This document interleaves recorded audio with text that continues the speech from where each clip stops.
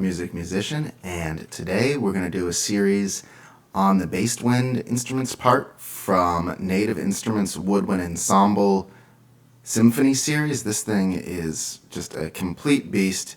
It's really the first time I felt like I've been able to get realistic sounding, usable woodwinds in Reason until now. Basically, with the NNXT or one of the other samplers, you kind of had to just bury it in the mix and hope that they didn't stand out because they really didn't fit in for many parts. Whereas now with this, as you'll see, it's super playable, super usable, and it sounds insane. So just to get a few things out of the way, this is going to be a pretty long video, and I'm going to do one for each of the ensembles: bass, woodwinds, bass winds, bassoons, clarinets, flutes, oboes, saxophone. They're all going to be separate videos. This one's just the bass woodwinds. Second, this thing is awesome, but it is massive. I think it's like 30 or 40 gigs. So it's amazing, but you definitely pay for it in terms of hard drive space. And third, this is an evaluation copy I've got here, so it doesn't influence my what I'm going to say. Just want to get that out there. So let's fire this up. It's a Kontakt instrument. Kontakt's a free VST player you can get from Native Instruments. There'll be a link to it down below in the description section. And then basically you've got the woodwind ensembles here, and we'll go to bass winds. And you'll see it's set up in a few different instruments. There's the arpeggio, the effects, expressions, legato, staccato, sustain, and winds. And you can kind of get most of these to work from any of them. It's just that they're, in terms of performance, some are better suited to each function. So let's start with just the bass winds. We're going to lose the changes. Oh, no. All right. So with this, basically, the mod wheel controls the main aspect of sort of how you modulate things, and it does that pretty darn well. It's pretty realistic that you can get most of your sounds from that, and you have the option of turning on legato or arpeggio, which are also complete modes that you can go into, and then you've got a mixer where you can kind of choose different EQ, reverb, compression settings, all of that.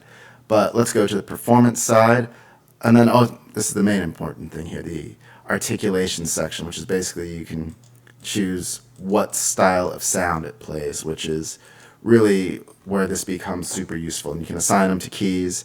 You can also edit it so that different keys do different things. If C1's too far away for your computer, you can map it to C3, whatever you want to do, and then you can also map various different sounds to it. So this is a super powerful articulation tool.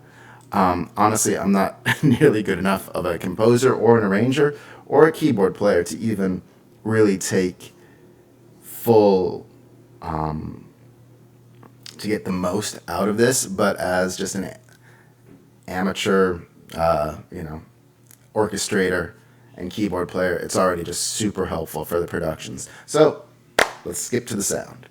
All right, so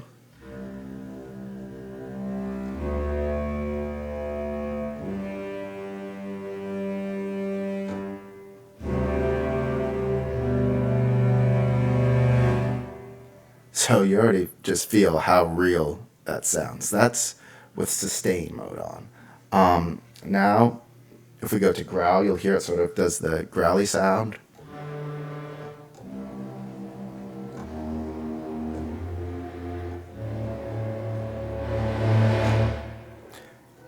Very usable. Staccato, obviously.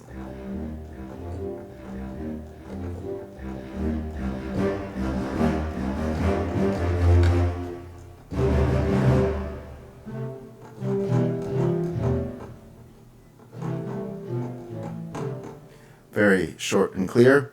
We'll run through the double tongue.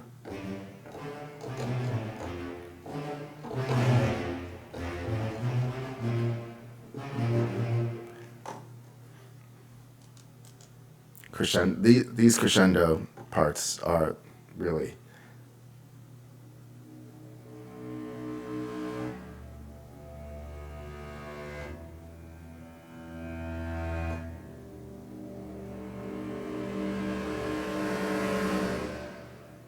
It's just so natural. And obviously you could set up a volume sort of thing for it if you want, another, you can edit this, but I mean, with an NXT or something, you could map an LFO to volume and have it trigger on each key, but this is just so much more natural and easy to use.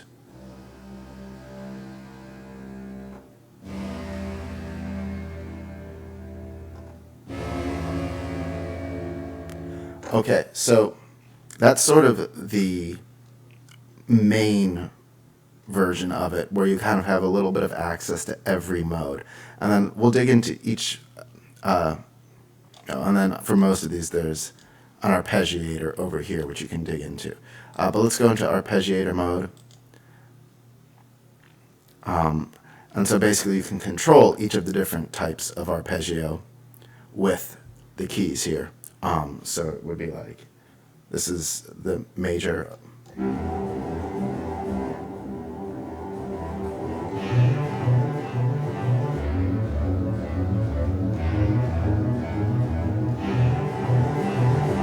Philip Glass, Eat Your Heart Out.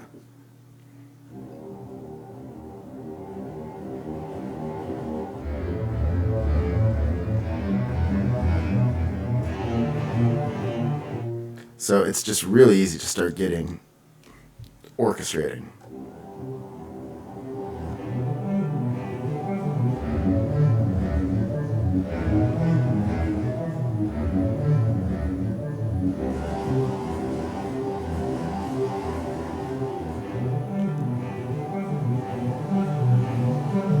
And you can even hear, they've, I guess, recorded or modeled the actual like clicking of the valves and all of that.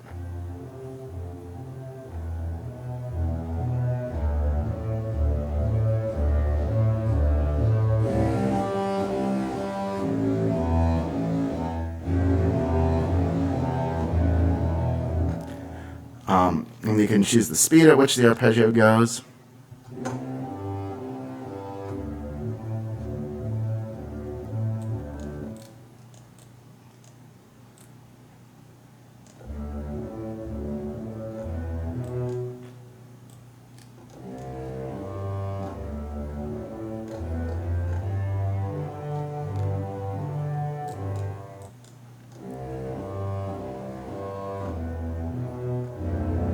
And I think that one is tied to the tempo of the host.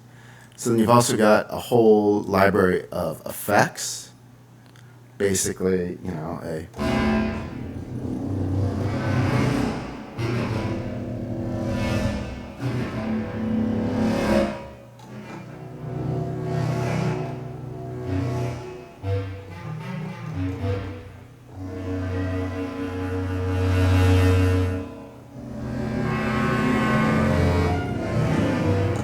So, I mean, that's just really cool. The expression mode is more for sort of, I guess, chords and that sort of thing.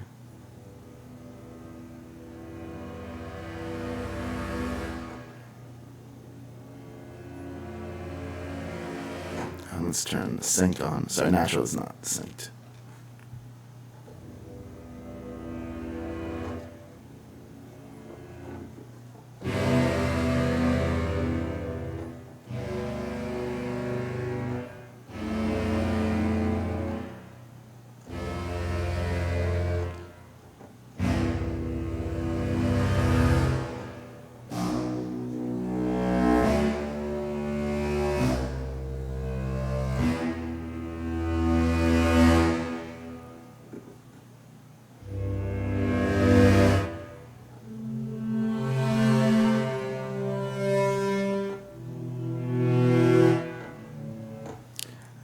So I'm not going to go to every preset, but I just want to say this thing is just, man, it's inspiring. It's super easy to figure out how to make bass woodwinds work. And that's something that I've always found difficult to do. This is just sort of intuitive.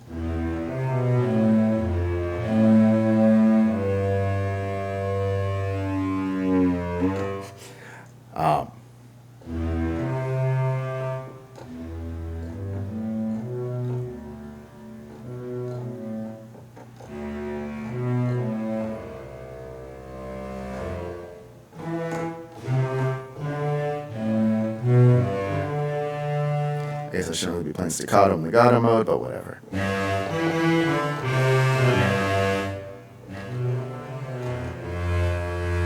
And you can always turn on arpeggio here, if you wanted to.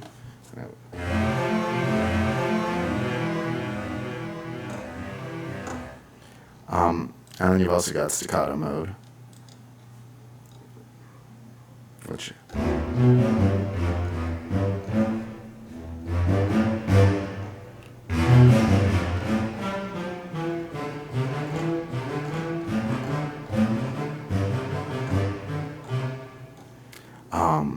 and you can make the round robin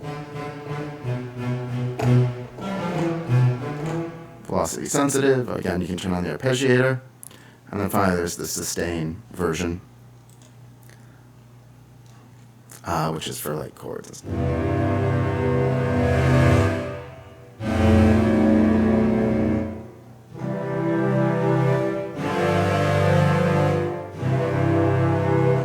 And the big part about this, basically, is just this feels natural. It sounds real to me. I'm not a composer by any stretch of the imagination, but I feel like I can quickly get usable sounds and figure out exactly what I want. So I'm going to also do videos. There's, there should be links to them, but there's bassoons, clarinets, flutes, oboes, saxes as well on the full ensemble. So stay tuned. There'll be a link. This will all be one playlist about Native Instruments Woodwind Ensemble on the Symphony series. So I hope you enjoyed this. Be sure to like and subscribe, and